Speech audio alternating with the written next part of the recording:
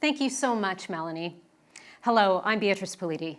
We've spent some of this afternoon in the last session talking about support for journalists in an unprecedented year of violence and hate, as part of this year's conference theme, Reckoning and Recovery. Now I'd like to address another very important topic along the same lines. We report on many, many traumatic events, and to do that, we need to speak to victims of those events, survivors of those events, people who saw what happened.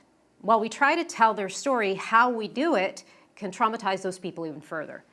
It's been a long, long time since I was in the field with Tamara Cherry here in Toronto. I can tell you she certainly set the pace when she covered crime for CTV. Tamara has since left daily reporting for a new but related passion, looking at how compassionate reporting can make a big difference in the lives of those we cover.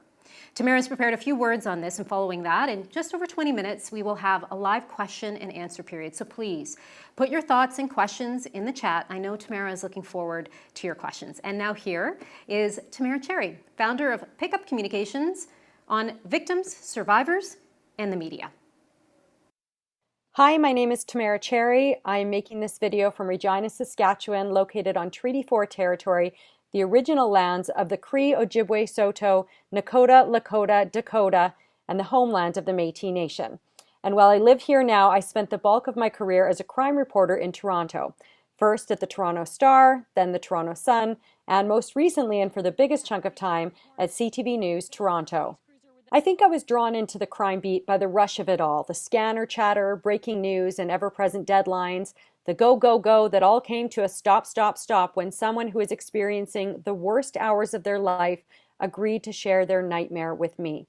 Working on a beat whose reporters are often stereotyped as vultures and ambulance chasers, I considered myself one of the good ones. And for the record, there are a lot of good ones in Toronto.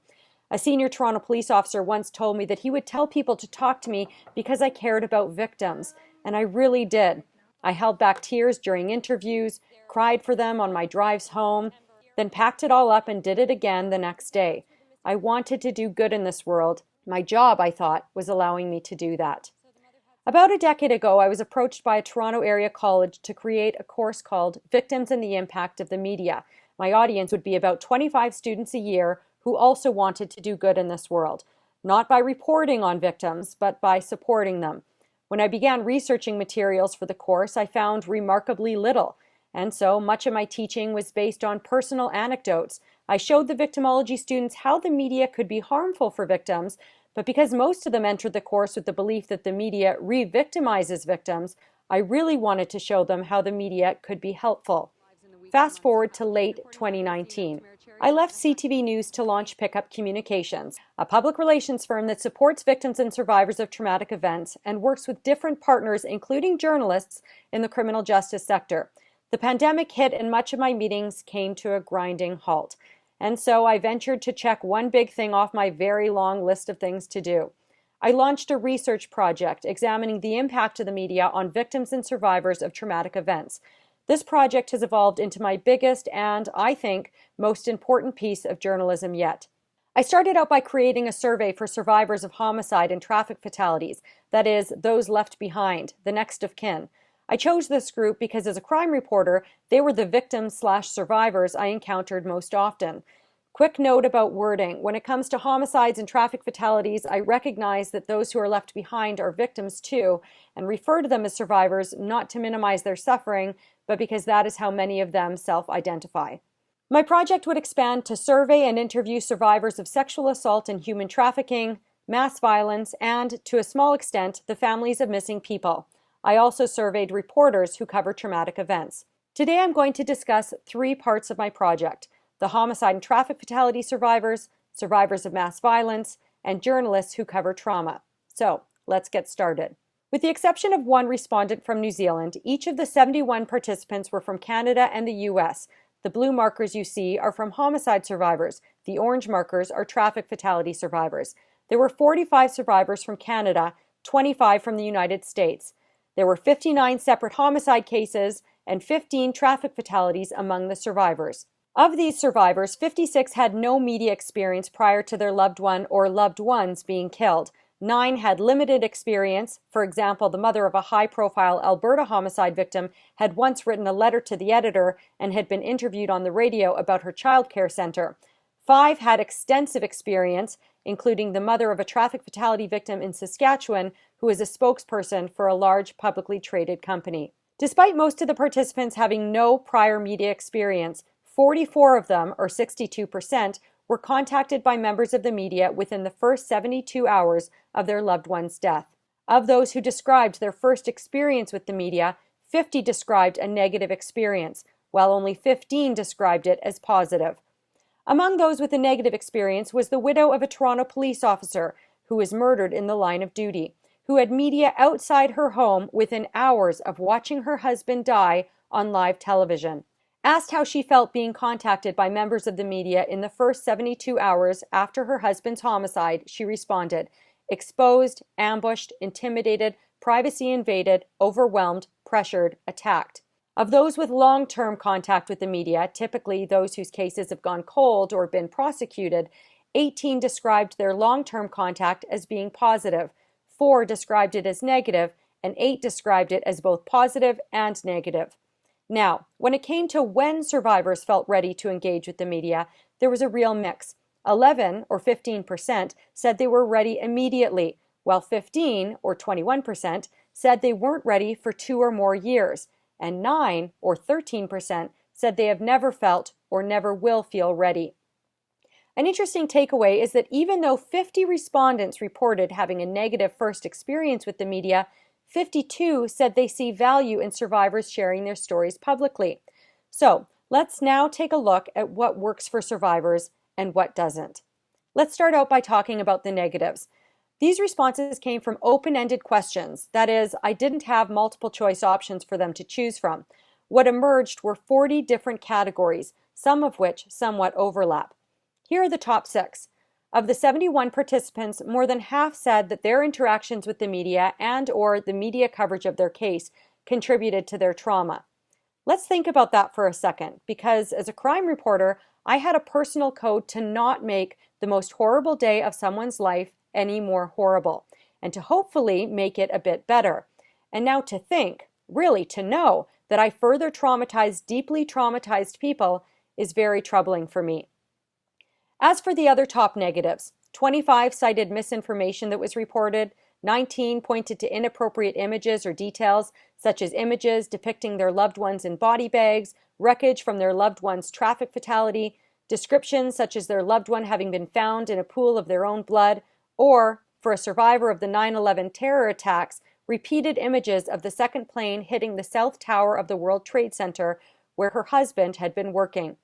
14 expressed issues about privacy concerns, 12 were disheartened about lack of follow-up from the media, and 11 described being accosted, harassed, stalked, attacked, badgered, followed, or hunted by the media.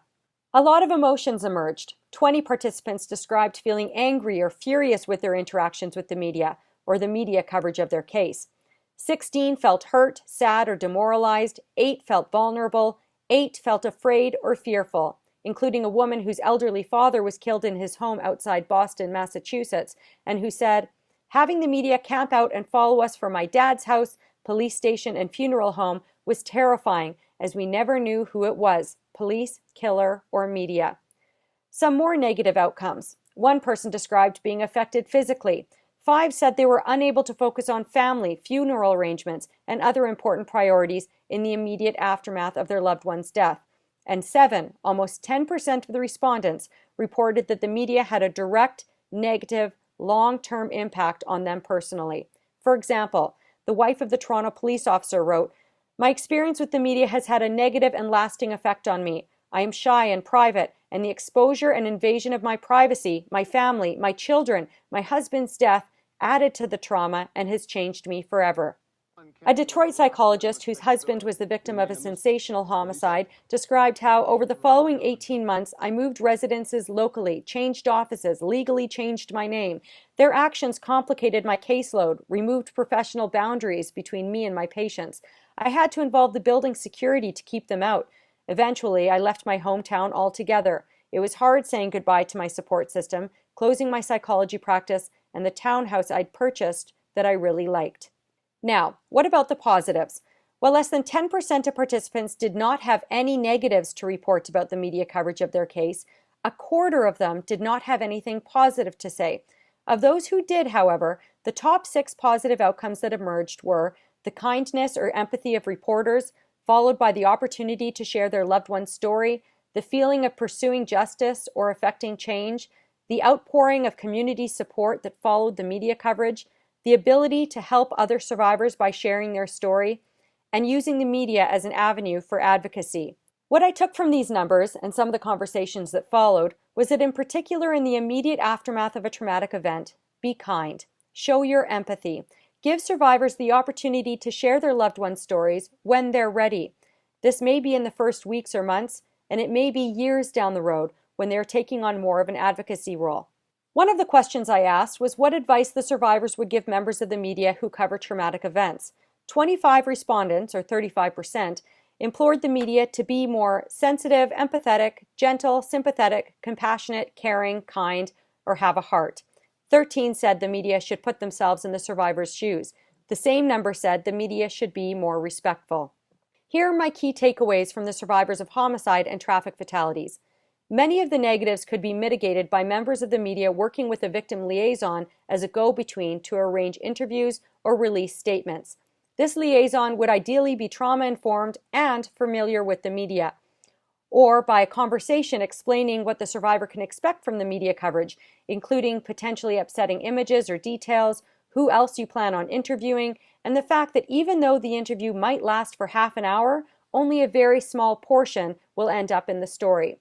One longtime homicide survivor who has worked with other survivors for many years told me it's important to ensure the survivor has a support person or ally with them during the interview, and that the journalist continually asks for consent to ensure the survivor remains comfortable with where the conversation is going. For example, after talking about what the deceased was like in life, the reporter could say something like, "Okay, now I'd like to turn to what happened this week. Are you comfortable talking about that?" Or, "I'd like to discuss what happened 1 year ago. Are you okay going there?" Many survivors were upset by the lack of follow-up, not just on the story down the road, but with the survivor in the hours, days, and weeks after the interview. There is also a need to be more mindful of the impact seemingly mundane coverage has on homicide survivors.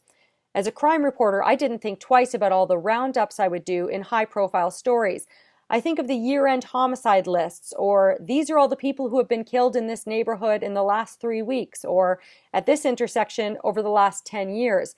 And suddenly, a handful of survivors who weren't expecting media coverage of their case are seeing upsetting images of their loved one's body under a blanket or their vehicle wrapped around a pole.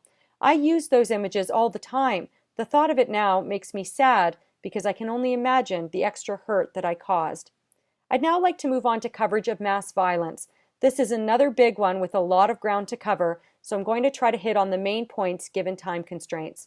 I surveyed or interviewed 10 survivors of mass violence incidents, all of them from the United States. Many of them were present for incidents that quickly became internationally recognizable simply by their place or date.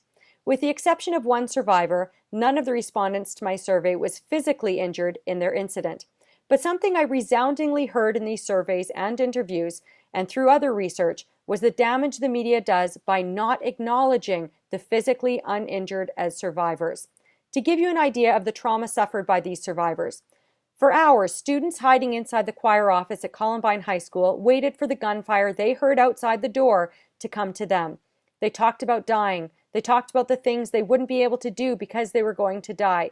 They wrote their names in the ceiling tiles so people would know they were there if they died. These were teenagers, children.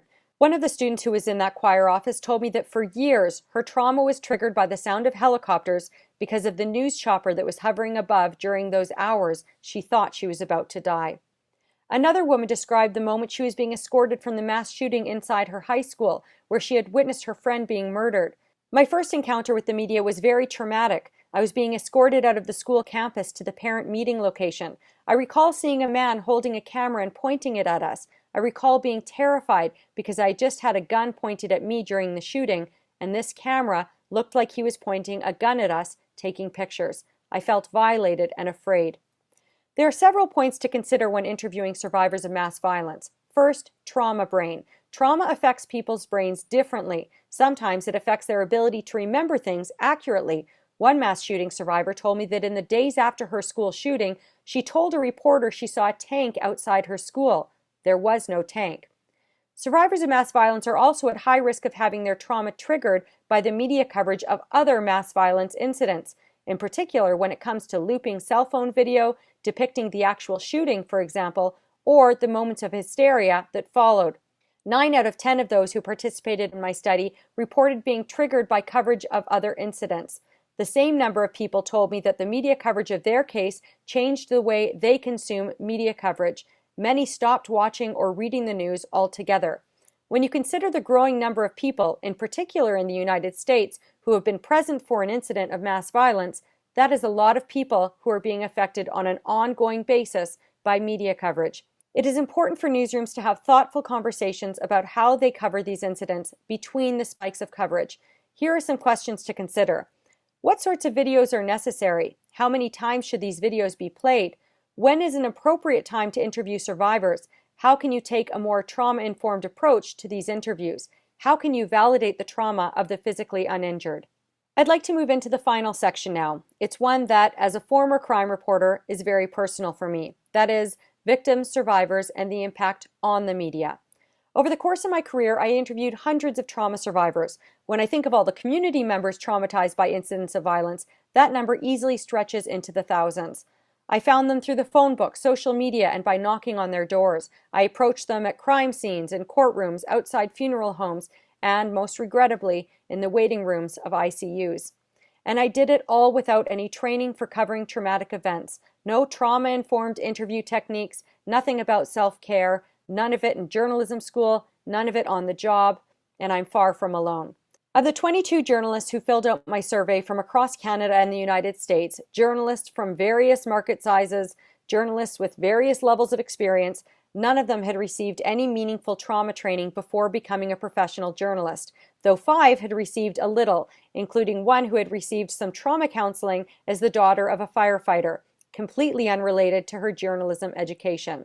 One respondent wrote, "In J school, I was taught the basics of gathering information during traumatic events, but nobody ever talked about trauma or how to interact with victims or survivors aside from a general try to be kind." Similarly, only 3 of the 22 reported receiving trauma training since becoming a journalist. 15 others said they'd received none. 4 said they'd received very little. This, despite the fact that all of them report on traumatic events at least once a year, 19 of them at least once a month, 17 of them at least once a week, 14 of them at least a couple times a week, 7 of them at least once a day, and 2 of them more than once per day. I'd like to tell you a story about when I was a young journalist, slamming together some copy on the city's latest homicide while working a late shift. The homicide happened in an apartment building, and because I couldn't go to the scene, I was furiously calling through every listed phone number in the building. The victim had been stabbed to death by her son. Her husband had witnessed the murder. I reached someone in the building who offered up the information that I'd likely find the husband at the local pool hall, that he and his wife had been heavy drinkers. Sure enough, moments later, I had the grieving husband who just hours earlier witnessed his wife's murder at the hands of their son on the phone. His words were slurred, and he seemed oblivious to the objections coming from his friend every 30 seconds. His friend who would grab the phone and remind me of what a horrible human being I was for trying to talk to a man in such a state.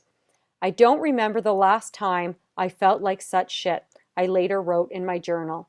My supervisors were pleased with the scoop. The story I wrote for the next day's paper didn't mention the slurring words or the objecting friend. It ran on A2. I saved the clipping for future job applications, and from what I can tell, the paper never covered the case again. That story has stuck with me for the last 15 years, not because I was proud or because of the empathy I felt for the man, but because the interview never should have happened. That man never filled out one of my surveys, but I bet if he had, he would have written that he had had a negative experience with the media, and perhaps that the media coverage of his wife's murder upon seeing the story in the next day's paper exacerbated his trauma.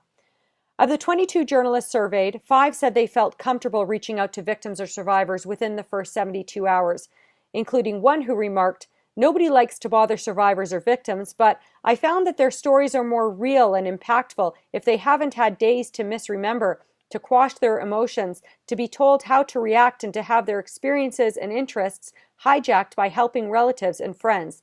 While I might have agreed with this at one point, this was really interesting to read while considering the fact that 17 of the homicide or traffic fatality survivors that I surveyed offered up the fact that they were in a state of shock in the immediate aftermath of their loved one's death, and also when considering that so-called trauma brain and the effect it can have on memory, including in the immediate aftermath.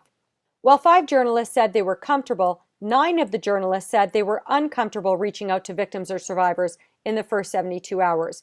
Said one, "It is the worst part of the job and the thing I like least about my profession." And another, "Oh, I absolutely hate it. It causes me a lot of stress and guilt, even when the victims or survivors seem like they want to talk, because I always worry that they'll regret it or that we're taking energy from them that they could use for self-care." And another, "I used to have no issues as I believed I was helping them. Then, twice I was first to let them know, and that is a horrible experience." Yes, it is. I've had that very regrettable experience myself, and I've carried the guilt of one such call for more than a decade now.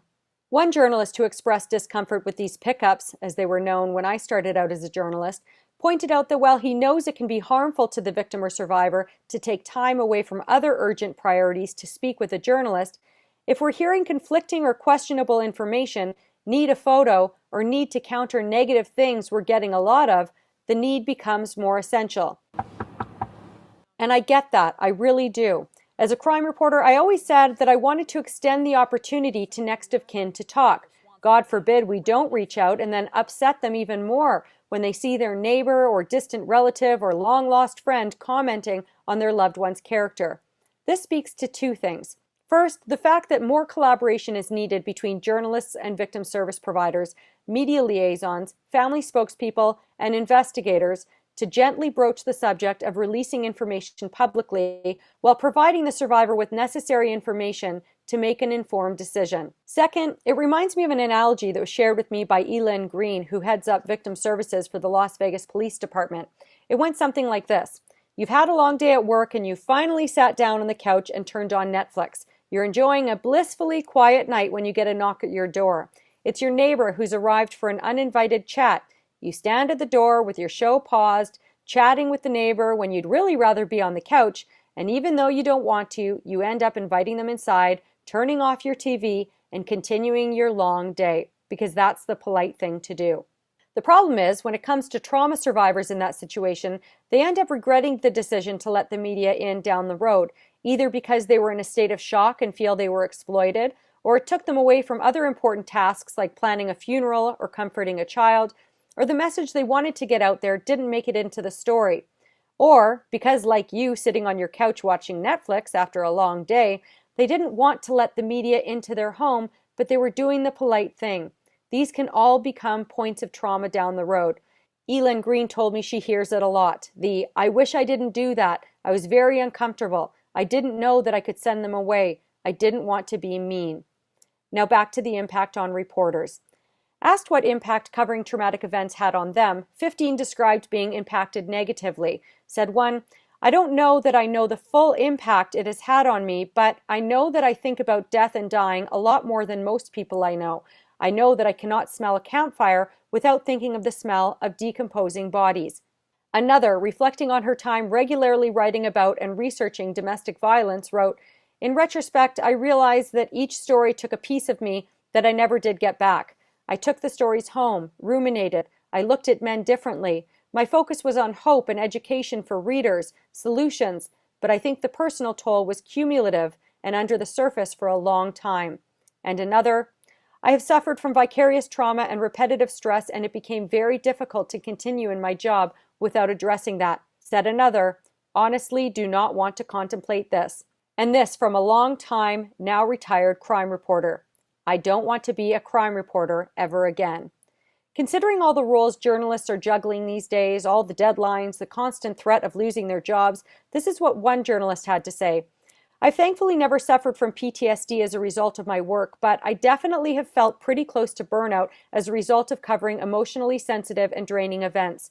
The combination of long hours, stress, and navigating a breaking news situation and trying to not cause additional harm while doing your job It's heavy and takes a lot out of me. I reported on crime for 15 years. Aside from dark humor with my equally effed up colleagues in the field, I don't remember ever having a conversation with a manager about the importance of self-care. Like many of those who filled out one of my surveys, I recall a couple mass emails reminding us of the Employee Assistance Program after particularly traumatic events, but no recognition for the toll that reporting on trauma on a regular basis can take on reporters, photographers, videographers, editors who are viewing the footage, and so on. 16 of the journalist respondents agreed employers should play a role, a major role according to several of them, in ensuring trauma-sensitive coverage. 2 were unsure, 4 skipped that question. 19 agreed that employers should play a role, again a major role for many, in ensuring care of journalists. 1 was unsure, 2 skipped the question. I often had young journalists ask me over the years, how do you deal with covering all the trauma? What are your coping mechanisms? I had my go-to lines. First and foremost, I would say, you have to feel it. You can't completely detach because the emotion should come through in your writing. And to an extent, I still agree with that. And then there's the dark humor on the trucks. I cry on my drives home. I talk to my sister. I hug my husband. And I thought all those things were working until they weren't. Late last year, I had the good fortune of finding a therapist who understands vicarious trauma and how it can affect journalists. She asked me recently, what difference do you think it would have made for you if you had regular bi-weekly therapy sessions throughout your career built into your schedule? A day every 2 weeks dedicated to talking it out. A big one, I said. I think I'd be a better mom, a better partner. I probably wouldn't have so many nightmares and acutely invasive thoughts about bad things happening to the people I love. I can't go back to change the things that I did, the things that I saw, the things I heard, or how I handled it all. But I am on a mission to change the way things are done for victims, survivors, and journalists today, and the victims, survivors, and journalists of tomorrow. Thank you for listening. I look forward to answering your questions. And if you'd like to continue this conversation beyond today, or inquire about an extended presentation or training seminar for your newsroom, please reach out. Thank you. Thank you so much, Tamara. And what you just said, the training for newsrooms, that's where I'd like to start. One of the people watching was talking about Matthew Pearson, who's an assistant professor at Carleton and a former, I believe, journalist in Ottawa at the journalism school at Carleton. And he apparently gave a workshop to journalism instructors on trauma-informed reporting this week. My thought was, when I was in journalism school, I don't remember ever having anything like that. And when I was in newsroom, I don't remember having any of that type of training. Is this something that we should be offering as a matter of course, not only in potentially journalism schools, but in newsrooms as well? And given your experience and your study of this area, how possible or immediate or imminent, or what kind of desire is there for this? So I'll start with your last question first. In regards to desire, when I started this research project a year ago, it's a little more than a year ago now, ever since then, the feedback I've gotten has been resoundingly, whether it's from the journalism community, the victim support community, the survivor community, the investigative community, is yes, finally, someone's talking about this. Everyone needs to know about this stuff. So the work that Matt Pearson is doing and Dave Seglins is doing now with him, from what I understand from the last session, is incredible. And I'm so happy that they're doing it. But this needs to not be the exception. It needs to be the norm. It can't be just one workshop. The workshops are important, but in the journalism schools, it needs to be in the curriculum. In the newsroom, it needs to be a part of the regular training. When I was at CTV, we had to do a yearly training seminar on what do we do if there's an earthquake. There's not going to be an earthquake, but I need to know what I'm going to do when I'm interviewing that trauma survivor, what I'm going to do to take care of myself after that interview. So there's so, like, we talk about so many big, important things in the day, in daily news life, but we're not talking about the big, important things that affect us and affect the people that we're reporting on. And where do you think that comes from? Because like you said, you have a session on, what to do in an earthquake. We have regular things like fire drills, right? To protect ourselves if we're in those buildings, and, what do you do, et cetera. All of those things are very much matter of course. We expect those things to happen. Yep. But when it comes to the sorts of stories that many of us have covered every day or often enough in our daily lives as reporters, there doesn't seem to be a push for that. So given that we're in this space where it's not in journalism schools at this point and not happening in newsrooms, do you have any suggestions on, how for journalists potentially to educate themselves about this? Well, it's something I'm working very hard on, Beatrice, trying to create these materials to get them into people's hands so that they can be educated. Because, like I said, there's a real hunger out there, I've heard, especially from journalists. And I'm talking, you saw in my presentation, I'm talking journalists who have been on the job for 15 years, 20 plus years, who have never gotten this, who are hungry for this conversation. A lot of those people, after they filled out my survey, I was in touch with them and we were kind of going back and forth on our own experiences. And I was a crime reporter for 15 years. I didn't think about this stuff. I thought that I knew everything there was to know about reporting on trauma, about, compassionate reporting when it comes to interviewing survivors. And I cannot tell you how many times over the last year I had to sit back and reflect on, wow, I hadn't even thought about that. So in terms of where you start, I'm always happy to have a conversation with people. I'm trying to create those materials. But as I believe it was Dave Seglins that mentioned it in the previous session, it might have been Dr. Feinstein, or it might have been Melanie.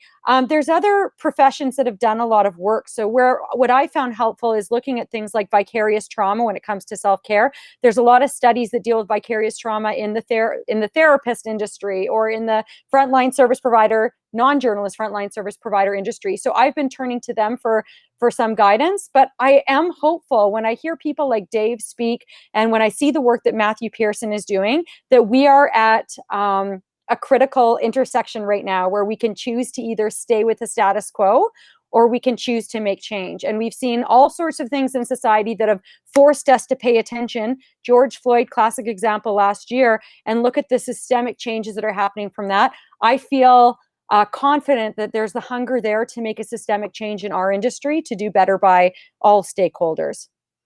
I just want to read a couple of comments that people have sent in. Wendy Gillis sends fantastic session. Tamara, love you, Wendy. Fellow Saskatchewanian. There you go. There you go. And Evelyn Macco has also said that she wishes she had this tool when she was teaching at Seneca and Humber colleges, and she plans to advocate for this to a couple of course coordinators, feeling that your presentation is essential. Thank you. Here's a question from Jessica Gould from XFM News at Fanshawe College. The question is, should it be mandatory to have discussions in class about the importance of talking about difficult topics and how to care for ourselves afterwards early on instead of carrying the weight and guilt? And I just want to say one more thing. When I became a journalist, part of it felt like you had to turn yourself off a little bit sometimes when you were at work, because you needed to try to tell the story in a way that was the facts, essentially. And sometimes I think turning your emotions off a little bit makes us perhaps not cover the story as empathetically or sympathetically as we could. Yeah. So to that point, Beatrice, like I said in the presentation, I still, as a journalist, putting my journalist hat on, because I'm not really a journalist anymore, I still do feel like you have to feel it. You have to have that compassion. It comes out in your writing and your reporting, and we want to evoke empathy from the community on the people that are suffering. When it comes to should it be mandatory? Absolutely. Something I think about a lot are the cops that I met over the years. As a crime reporter, I had a lot of close working relationships with investigators, people that were involved in very traumatic events on a daily basis. And, some of them would not seek the psychological counseling, but then it was sort of becoming the norm that, you attend this sort of call, you're sitting down with the psychologist that is there available for you in the office. So in the previous session, I'm so happy I sat in on it. Somebody had mentioned the idea of sitting down one-on-one with a manager to have a debrief after. I think at this point, because of the level of training for managers that's out there, that's not adequate. There needs to be a mental health professional, and not just a mental health professional, not to knock the EAP programs. I never used it personally, but just from what I've heard from some of my colleagues, it needs to be a mental health professional that understands vicarious trauma of journalists. So I'll say, me personally, when I was a journalist, I wasn't feeling the impact it was having on me. And something that Dave Seglin said in the previous session that really resonated with me was the fear of, well, if I don't do, I want to be a part of the big story. And if I'm not a part of it, then I feel there's the fear of missing out. I went on mat leave 3 times was when I was a journalist. And each time I felt like I had to come back and prove myself. I can't imagine going to a manager if I was in the state of mind of recognizing the importance of self-care and saying, you know what, I don't want to cover the funeral of this because I was there when the mom was at the scene identifying her son's body. I was there interviewing the next of kin, 8 hours after it happened. And I think I've had enough. I don't want to cover the funeral because then I would have the fear. And I know that this is a palpable fear among colleagues, across Canada, of being sidelined for the next one. Because then what if I'm feeling fine the next day and I'm wanting to jump back in? I might be, second choice or third choice. And for me as the crime reporter for CTV, and I'm not slamming CTV in this, but I never wanted to feel like I couldn't do it. And I didn't want to give the perception that I couldn't do it. So I think that there needs to be normalization of these conversations. It can't be enough to say EAP is available, or if you need somebody to talk to, we can make somebody available. We need to have open and honest discussions so that people understand the importance of self-care. The first time I reached out to a therapist, I was still working at CTV and had the very unfortunate experience of not being validated in the trauma that I had experienced on the job. And when I said, I think I might have suffered some vicarious trauma, the therapist basically said to me like, that's something I haven't heard before. And from there, I did 3 sessions and I shut it down for several years. And then I went back to it late last year because I got to a breaking point. And by this point, I'd been out of the industry for more than a year, which I think can actually be a danger zone for journalists. I think that when I was reporting, it was almost a therapy for me. I've told my therapist that maybe I kept on doing it because interviewing these trauma survivors became an outlet for me to work through my own shit. And that might have been it, but then I removed myself from it and suddenly all this stuff starts creeping up on me. So I don't think that journalists who are covering trauma, especially on a daily basis, and there's a lot of them, I'm not just talking about reporters, think about the people behind the cameras, the overnight freelancers, all that stuff. I don't think that we're often in the mental headspace to recognize that we need help. It needs to be a normalized, regular conversation where people can recognize it in themselves. And if they don't recognize, somebody else can. But I think that most people in most newsrooms in this country, if they look around, they're not seeing a lot of trauma-informed employees or managers. And that's not to slam newsrooms. It's just the way it is. But it's time to change it. One of the things I wanted to ask was, how difficult was it for you to conduct the research that you told us about? And what kind of field of research is this, if you were to describe it? So it's a qualitative research project in that, while I was conducting a bunch of surveys, it was all open-ended. And I really, as it goes with qualitative studies, I kind of gave the survey respondents and the people that I would interview license to let it go where they want it to go, which was extremely helpful because, while I was able to garner some statistics from it to paint a picture through those charts and whatnot, which I think was very helpful, people opened my eyes to things that I hadn't considered before.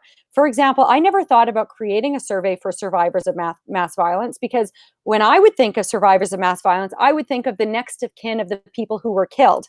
I didn't consider the physically uninjured. And it was actually a homicide survivor who referred me to a Boston Marathon survivor who was actually injured in the Boston Marathon, who she actually pointed out to me because she's so involved in the mass violence survivor community that I should be talking to or looking into the impacts on the physically uninjured survivors, because she said the media component is something that comes up all the time in terms of triggering. And this woman's actually also a mental health professional, and also just not having their trauma validated. So that what started as a survey for homicide and traffic fatality survivors, it just grew and grew and grew, and it grew and it grew because it's like every corner I was met with a new revelation and somebody saying, talk to this person, who gave me another aha moment. So, in the end, more than 100 trauma survivors were interviewed or surveyed, the 22 journalists who covered traumatic events, and then a bunch of subject matter experts, that sort of thing. In terms of how difficult it was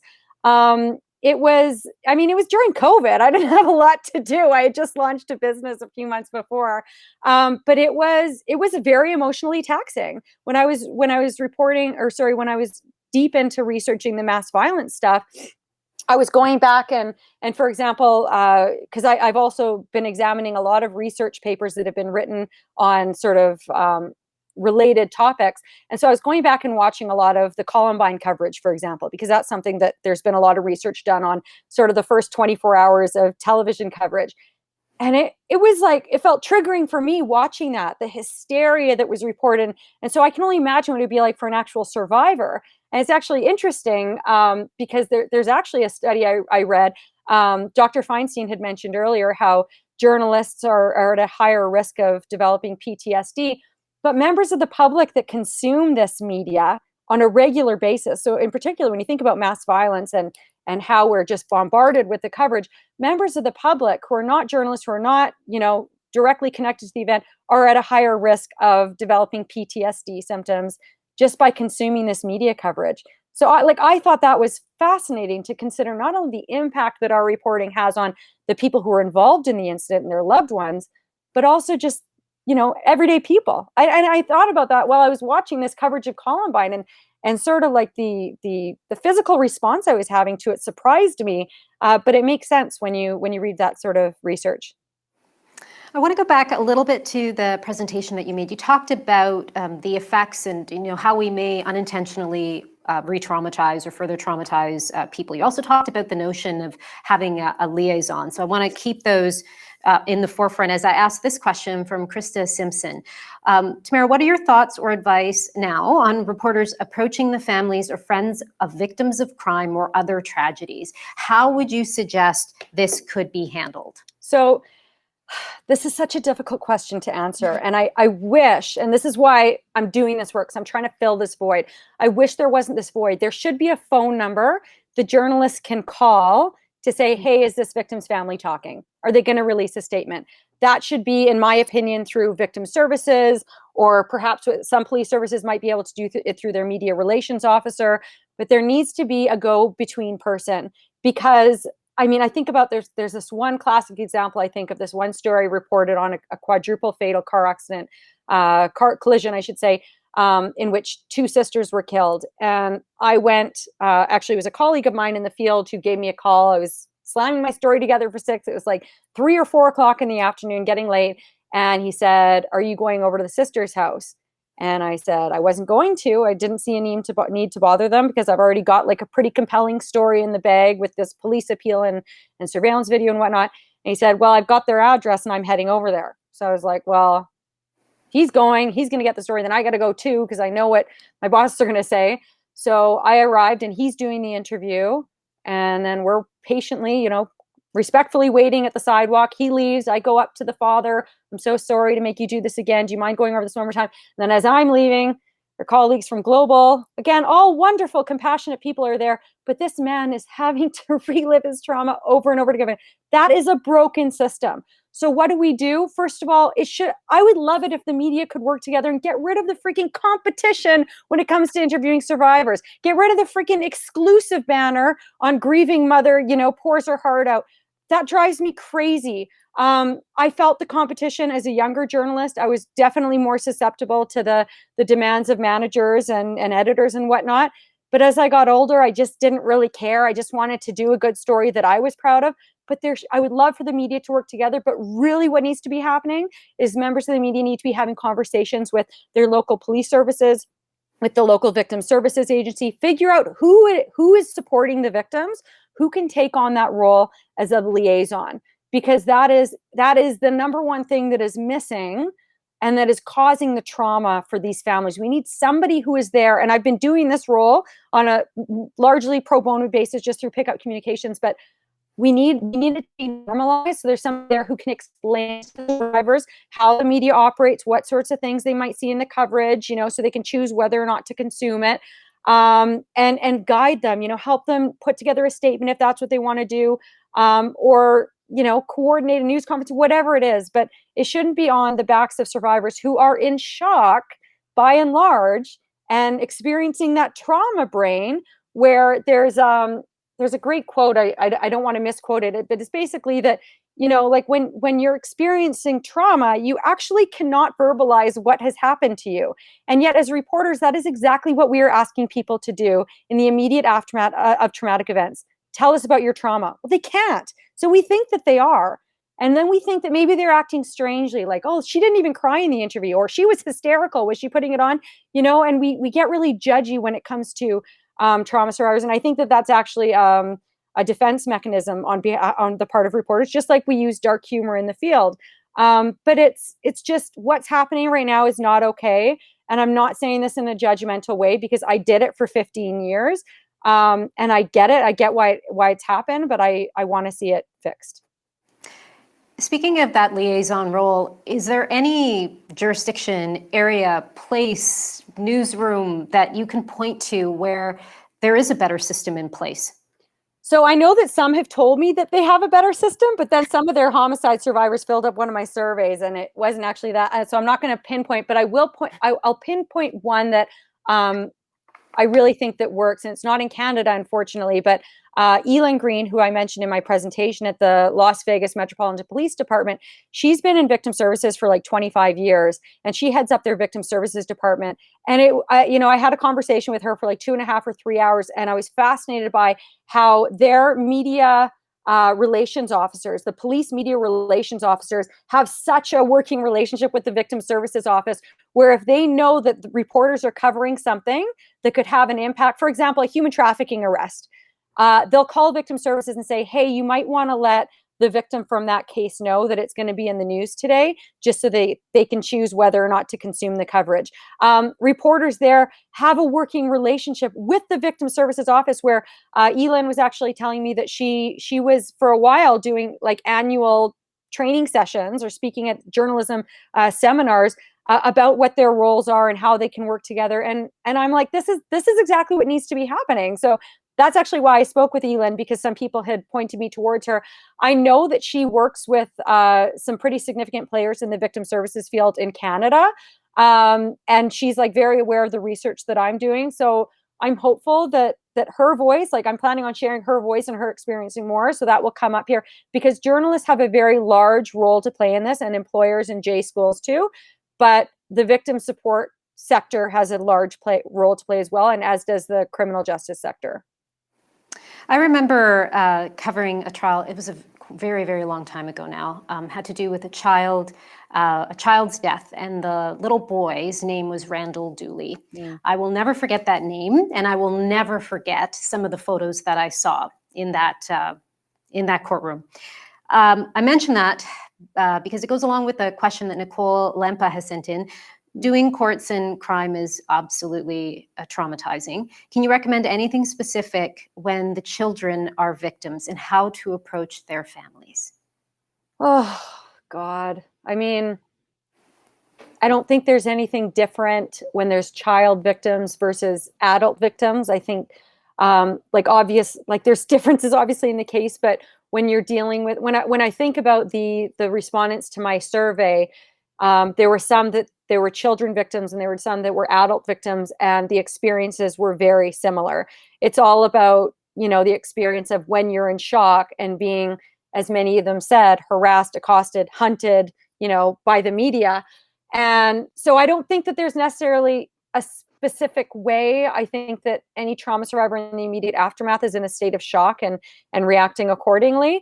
But I do think that, again, the media liaison, the victim liaison, the family spokesperson, it might be a matter of not even going to the family and saying, can you talk to us? But it might be saying, here's my card, if you appoint a spokesperson who can be in touch with us. So it's not on that family member, it's not on the parent to give you a call. It's if there's someone in your family or a trusted spokesperson that could reach out to us, here's my card, and then leave it. Don't go back the next day. There was a colleague that I worked with in Toronto who I wasn't in Toronto for the Jane Creba homicide, but there was a colleague that told me, I arrived like 5 months after that. And there was a colleague that told me about when it happened, and he had been sent to the house to knock on the family's door, and they didn't want to talk. And as we all know, the Creba family has never spoken publicly. And he was sent back every day for like 2 weeks, and finally got to the point that he would just go to the street, call into the office, say, nope, they don't want to talk, and drive away. because he knew that they weren't going to talk, but it was such a high profile case that every newsroom wanted to be the one to get the family. But again, we got to get rid of this competition when it comes to that. And you know what research I'd really like to see? How many people are actually flipping through the news channels and saying, oh no, they're not interviewing the family. Oh, I'm going to go to that. Like first of all, we shouldn't be sensationalizing survivors' interviews because that's exploiting them and can cause further trauma. So we shouldn't be, promoting exclusives on that. But I think as long as you're doing good, responsible, compassionate storytelling, people are going to keep on watching. So if a family doesn't want to talk, just leave them alone. Give them the card and walk away. And I also just want to touch on something that you said, Beatrice, for you and for anybody else that might be watching in relation to the Randall Dooley case, because there are certainly cases that I can think back of on my career that stick with me, and they're the ones that I see when I'm putting my kids to bed. You don't need to suffer with that. Okay. Like this is like, I'm working through with my own therapist right now, stuff that I saw years ago that seemed maybe insignificant, maybe a picture in court or the like, and stuff that I never talked to people about of how upsetting it was for me, but that haunts me when I put my kids to bed and the things that I imagine.